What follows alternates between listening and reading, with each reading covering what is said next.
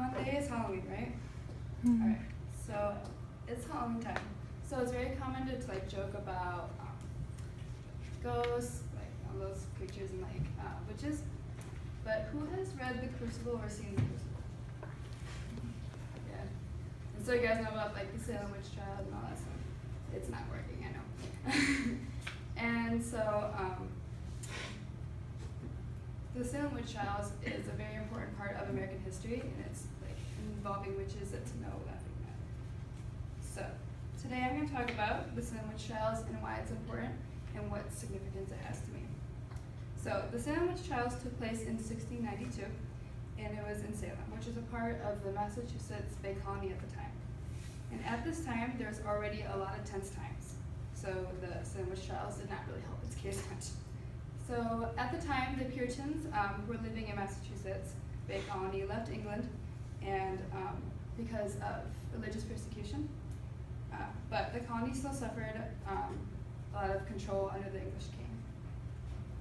So also, like the colonists were making a bunch of laws, and they're realizing that they can't make certain laws, especially when it comes to religion.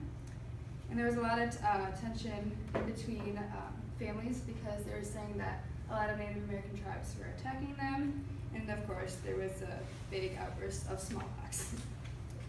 And one of the things that were going on during that time period that I'm going to focus on today is that most of these Christian colonists believed that there were such things as witches and that they had certain powers coming from the devil.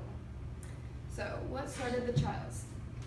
On January 1692, a 9-year-old daughter and an 11-year-old niece of a minister named Reverend Paris started acting really weird. They were shouting blasphemy, they were having convulsions, they were entering trances, and they were even barking like dogs. So the doctor who was called found nothing wrong with the girls, and so he suggested that there were evil forces at work. So when word came about this and it spread throughout Salem, a lot of other several girls were saying that they were behaving the same way. In February, 3 girls claimed that they were acting very similarly because of 3 Salem women and that they were witches. So the 3 women that were accused of being witches was Sarah Good, who was very unknown and kind of like not popular, and so the fact that she was not very known, she was kind of considered suspicious. And the second one was Sarah Osborne, who lived with a man for several months before even marrying him. So that was very suspicious and very uncommon. And the third person, her name was Tituba, and she was very significant because she was a slave of the Reverend Paris, who was, and she was originally from the island of Barbados. So, Tituba is very important because not only was she the slave to Reverend Paris, but she was beaten by him until she confessed that she was practicing witchcraft. And when she admitted that she was practicing witchcraft, she kind of sold out a few other people and said that many other people were doing it as well. And with that, her confession started up the Salem witch trials. And the Salem witch trials lasted about a year, and within that, there was 200 people that were accused of practicing witchcraft. And then there were 20 people who were executed for it. 14 women and 5 men were hung. And then there was 1 man who was crushed to death by having heavy plates pushed onto him.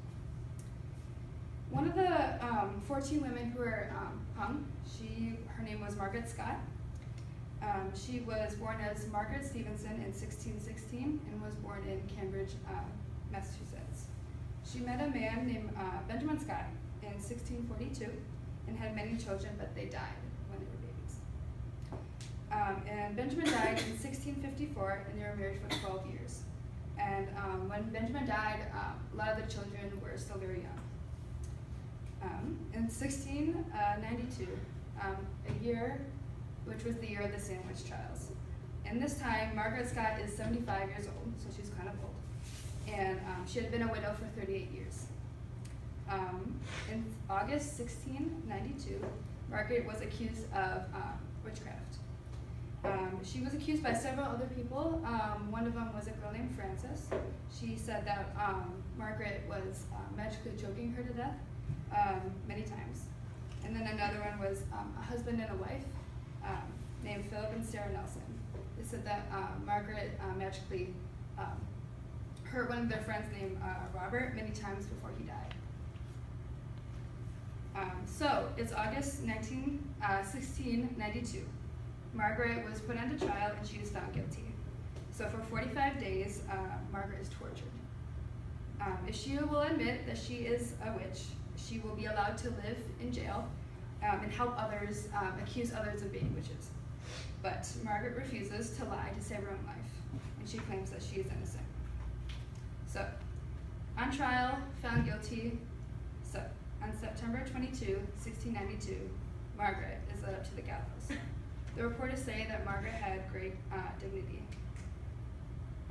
Later, Margaret is hung.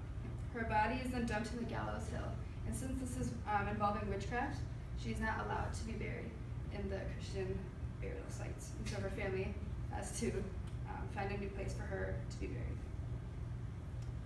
Now, you're probably wondering why the heck am I talking about this lady named Margaret Scott? So, you see, the projector isn't working, so I can't really show the family tree of Margaret Scott. So, Margaret Scott and her husband had many children, but one of them was named Benjamin Scott Jr., who had a son named John Scott, who then had a daughter named Martable Scott Dresser, who had a son named John Dresser, who had a son named David Nelson Dresser, who had a son named Charles Dresser, and it kind of goes on. And then towards the end, it's my grandparents, and then who had my dad, who met my mom, and then had me. So as you can see, I am the great granddaughter of Margaret Scott. And so with this personal connection to the Salem witch trials, it makes me really think about this tragedy in a personal way, and reading and hearing about the crucible and knowing that I have someone who is in those trials is really significant for me. Then, Halloween 2001. Over 300 years later, after Margaret was killed, the governor of Massachusetts signed a declaration saying that Margaret was innocent the whole time. So, in conclusion, I believe that joking about witches at Halloween should not erase our memory of the horrible time in American history when people killed other Christians for false accusations of witchcraft. So, be safe at home.